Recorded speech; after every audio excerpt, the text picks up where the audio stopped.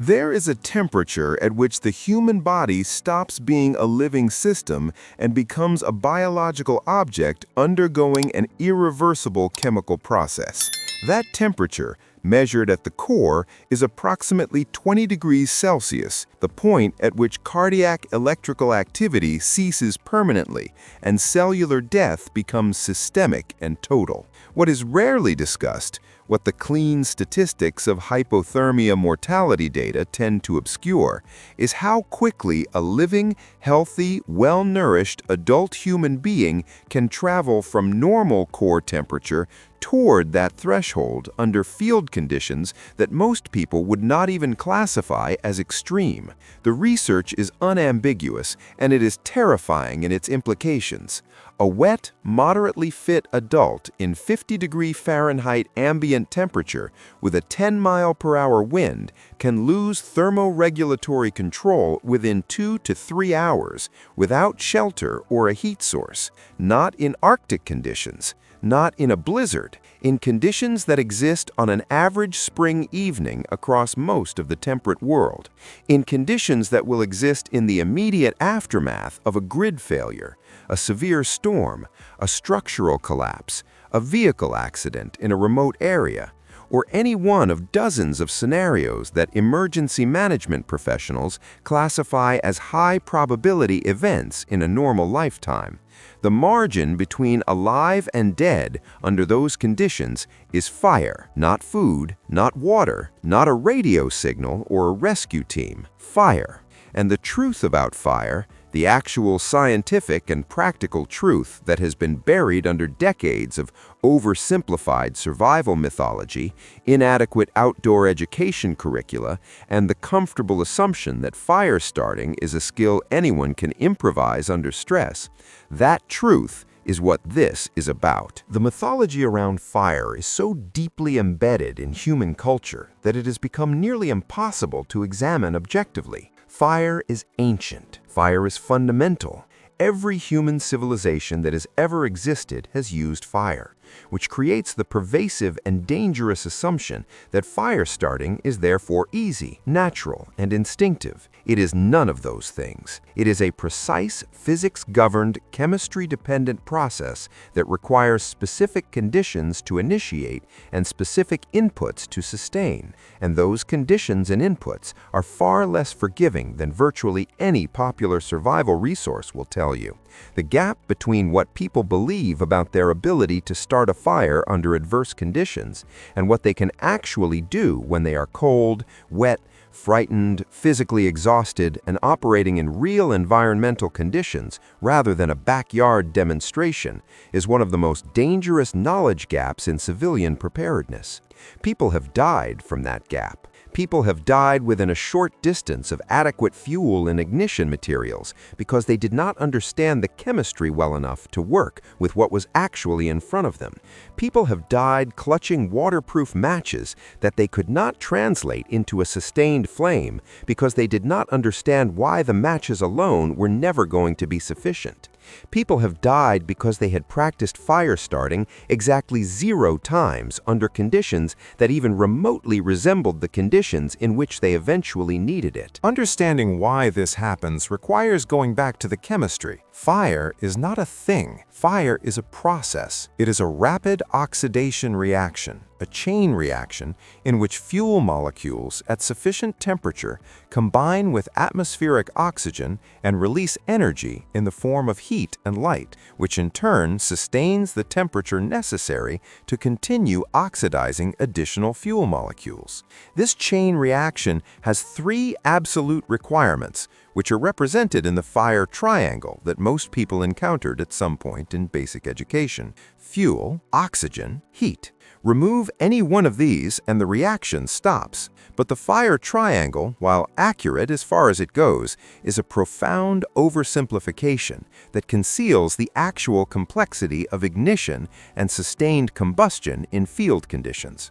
Because the fire triangle describes what fire needs to exist, it does not describe what fire needs to start, and the gap between those two things is where people die. Ignition is categorically different from sustained combustion. And understanding this distinction is the first critical piece of information that mainstream survival instruction consistently fails to convey with adequate depth. To initiate the oxidation chain reaction in a fuel source, you must raise the surface temperature of that fuel to its ignition point, which varies dramatically by material.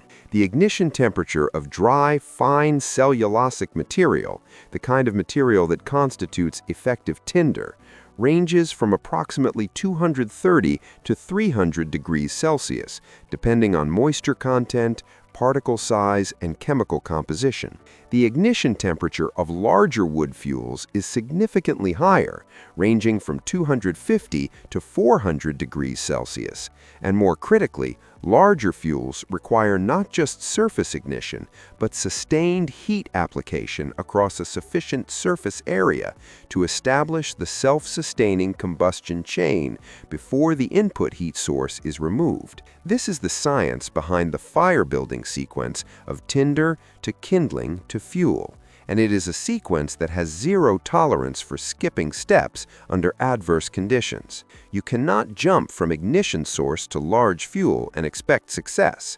The physics will not permit it, regardless of how much you want it to work, regardless of how urgent your situation is, regardless of how much survival content you have consumed. The moisture content variable is where the physics of fire starting diverges most dramatically from popular understanding, and it is the variable that field conditions most reliably and most lethally manipulate against you. The ignition temperature of wood and other cellulosic fuels is not a fixed number. It is a function of moisture content. As moisture content increases, the effective ignition temperature increases, and more critically, the energy required to sustain ignition increases exponentially rather than linearly. This is because before combustion can occur in a moist fuel, the water contained within the fuel must be evaporated, which requires approximately 2,260 joules of energy per gram of water. This energy is drawn from your ignition source before any combustion energy is returned, which means that wet fuel acts as an energy sink during the critical ignition phase, actively consuming the heat that would otherwise be raising fuel surface temperature toward the ignition threshold. A fuel source with 15% moisture content requires dramatically more energy to ignite than one with 5% moisture content. A fuel source with 30% moisture content may be practically non-ignitable with the ignition sources typically available to an unprepared survivor. And this is the condition that real field environments impose on you with remarkable consistency. Because precipitation, ground contact, fog, morning dew, and high ambient humidity all drive fuel moisture content upward, and they do so preferentially in exactly the conditions, cold, wet, windy weather, in which you most desperately need fire. The evidence for how catastrophically this physical reality undermines field fire starting performance comes not from survival literature, but from the wildland fire management research community, which has developed extensive empirical data on fuel moisture and its relationship to ignition and combustion behavior. The National Fire Danger Rating System, used by the United States Forest Service and cooperating agencies, is built on fuel moisture models because wildland fire managers understand that fuel moisture is the single most important variable in fire behavior prediction. When the fire management community talks about critical fire weather conditions, elevated fire danger, and extreme fire behavior, they are talking about low fuel moisture conditions. They are describing conditions in which fire starts easily, spreads rapidly, and sustains itself with minimal input energy. What this means for the survival context is the inverse and equally important truth. Normal to high fuel moisture conditions, which are the standard baseline in temperate environments across most of the year, are conditions in which fire is difficult to start, reluctant to sustain, and quick to extinguish. The conditions that make forests dangerous to wildland firefighters are the conditions that make fire starting easy for survivors. The conditions that make forests safe from wildfire are the conditions that make fire starting a genuine technical challenge, requiring specific skills, specific materials, and specific techniques that most people do not possess. Now, let us examine the ignition source question, because this is where survival mythology has done perhaps its most serious damage. The cultural narrative around survival fire starting is dominated by primitive techniques: bow drill, hand drill, flint and steel. These techniques are real. They work. Under the right conditions, with the right materials, in practiced hands, they can produce fire. But the framing of these techniques in popular survival culture has created a set of dangerous misunderstandings that directly endanger people in real emergency situations. The first misunderstanding is that these techniques are accessible to an untrained person under stress. They are not. The bow drill method, which is arguably the most commonly demonstrated primitive fire starting technique in survival media, requires a specific combination of spindle wood and fireboard wood with compatible density and resin content characteristics. It requires a properly constructed and fitted bow, string, handhold, and spindle assembly. It requires the physical strength and coordination to maintain consistent downward pressure on the spindle while operating the bow with a smooth, even stroke for an extended period. It requires the precise recognition of when the friction-generated ember, the coal that will ignite the tinder bundle, has reached sufficient temperature and size to survive transfer to tinder. And it requires all of this to be executed correctly while the operator is cold, potentially wet, physically exhausted, and experiencing the elevated cortisol and compromised fine motor control that accompany genuine survival stress. Studies of fine motor performance under cold stress conditions consistently demonstrate degradation of complex manual tasks beginning at hand skin temperatures below 15 degrees Celsius, with significant impairment below 10 degrees. These are the hand temperatures that exist when you need fire most urgently. The technique that requires the most fine motor precision is the technique that your physiology is actively preventing you from executing well. The second misunderstanding is about materials availability. Primitive fire starting techniques require specific materials that are geographically and seasonally variable in ways that survival media almost never acknowledges. The tinder fungi, dried grasses, and inner bark materials that work reliably in demonstration videos represent a narrow band of the actual material landscape that a survivor might encounter.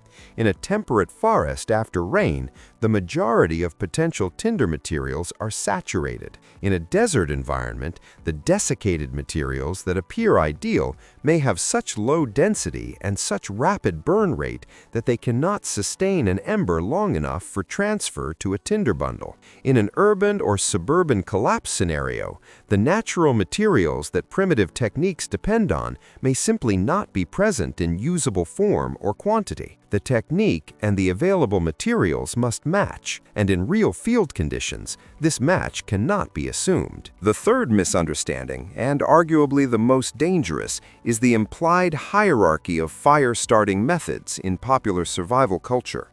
The celebration of primitive techniques has created an implicit message that modern fire-starting tools are somehow inferior, that the serious survivor learns the bow drill and the hand drill because those are the real skills. This is backward. It is dangerously, lethally backward. Modern fire-starting technology represents centuries of engineering development aimed at solving exactly the problem that primitive techniques struggle with: reliable ignition across a wider range of conditions and with less operator skill requirement. Understanding the actual capabilities and limitations of modern ignition tools is not a concession to softness. It is the application of rational engineering analysis to a life safety problem, and it leads to conclusions that are substantially different from what popular survival culture suggests. Consider the ferrocerium rod, the fire steel, which has become the default recommendation across most serious survival preparedness content as an improvement over matches and lighters. The ferrocerium rod is genuinely superior to matches in several respects. It is waterproof in the sense that it will produce sparks when wet. It has an extremely long service life, measured in thousands of strikes. It does not rely on volatile fuel that can evaporate or be consumed.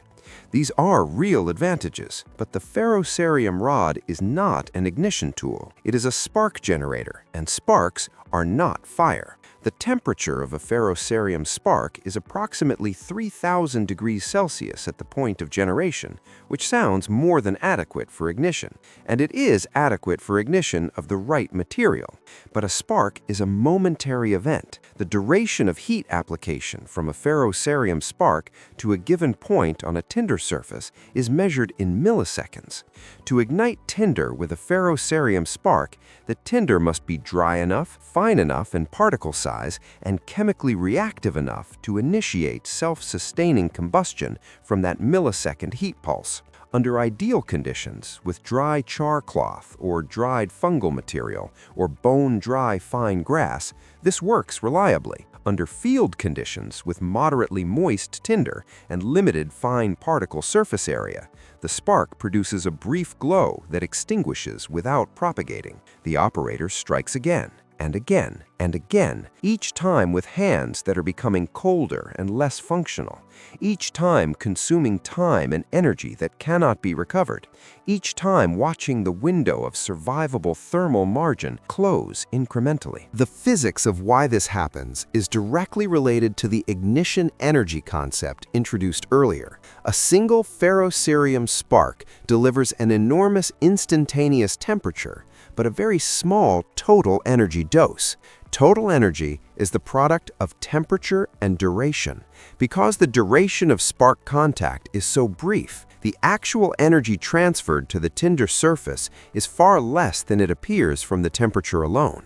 This is the fundamental limitation of spark-based ignition. It is not about the spark temperature, it is about the energy transfer duration. To ignite a tinder material that requires sustained heat application for moisture evaporation, you need an ignition source that delivers heat continuously for a sufficient period to drive that evaporation and raise surface temperature to the ignition threshold. A spark cannot do this. A flame can.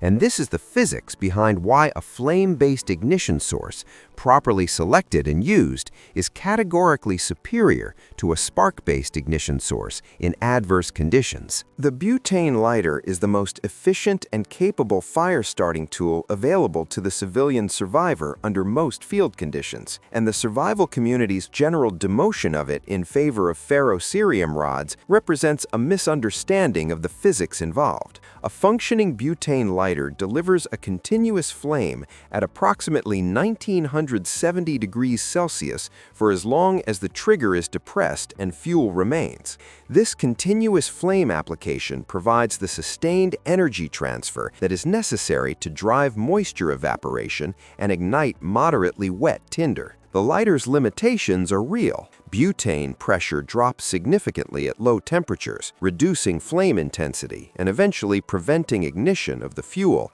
below approximately -1 degree Celsius for standard butane mixtures. The flint wheel ignition mechanism degrades with moisture exposure and wear, and fuel capacity is finite. But these limitations are engineering problems with engineering solutions. Isobutane and propane blended fuels extend the functional temperature range significantly. Waterproof lighter cases address moisture vulnerability. Carrying multiple lighters addresses fuel capacity limitation. The physics of sustained flame ignition remains superior to spark-based ignition for adverse condition fire starting, regardless of the survival mythology that surrounds the comparison. What this means in practical terms is that the optimal fire starting kit, the one that maximizes probability of success across the widest range of conditions, with the least operator skill requirement, is not the kit that popular survival culture typically prescribes. It is not a single ferrocerium rod and the assumption that the operator will have adequate dry tinder.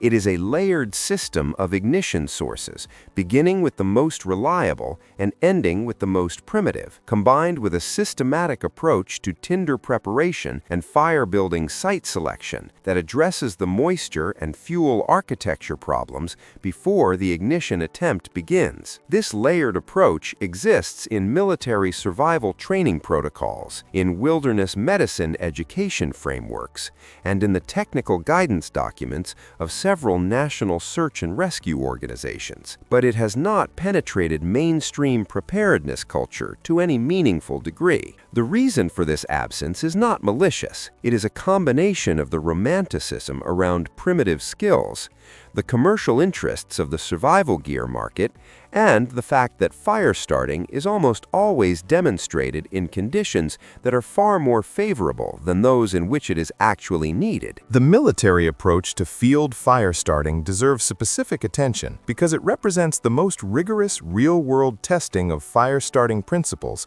across the widest range of environmental conditions. The United States Army Survival Manual, Field Manual 3-05-70, the British Army's Combat Survival Handbook, and equivalent documents from several other national militaries share a common architecture in their approach to fire that civilian survival culture has largely failed to adopt. They begin not with ignition, but with site preparation and fuel preparation as the first and most time-consuming steps in the fire starting process.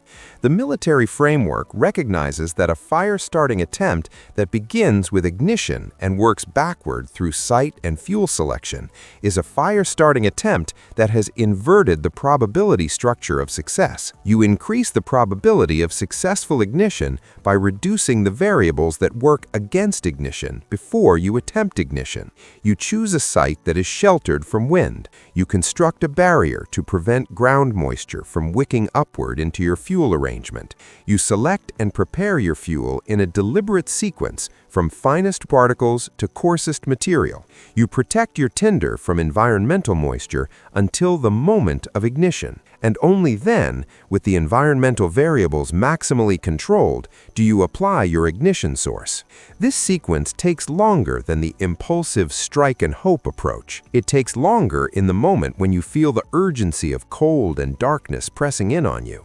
But it has a dramatically higher success rate, and a successful fire on the third attempt in 20 minutes is infinitely better than an unsuccessful fire after 40 attempts over 2 hours with deteriorating physical function and depleted ignition resources. The tinder preparation component of this military framework contains specific technical information that represents some of the most practically valuable fire-starting knowledge that exists, and it is information that is dramatically underrepresented in civilian preparedness education. The concept is the tinder bundle, a carefully constructed assembly of materials organized by particle size and combustibility to maximize the probability of transitioning from an ignition spark or flame to a self-sustaining fire. The outer layer of the bundle consists of moderately coarse, dry fibrous material, bark fibers, dried grasses, or plant down, that provides thermal insulation to protect the inner material and structural integrity to maintain the bundle's shape during handling. The inner core consists of the finest possible dry fibrous material, the material with the highest surface area to volume ratio and the lowest ignition threshold, char cloth, dried fungal material, or the finest plant fibers. The bundle is shaped to create a depression or nest at the center into which an ember or flame can be placed, and the geometry of the bundle is designed to allow the operator to fold it closed around the igniting material and blow through it to supply oxygen to the developing combustion reaction. The physics of this construction are precise. The fine inner material ignites first from the lowest energy ignition input. The combustion of the inner material releases heat that ignites the surrounding coarser material. The progressive ignition of increasingly coarse material develops the flame and heat output to the point where the bundle can be introduced to the kindling layer of the fire lay. Each transition in the bundle represents represents a staged amplification of the initial ignition energy, and the staged amplification is what makes the difference between a successful fire and a failed ignition attempt in adverse conditions.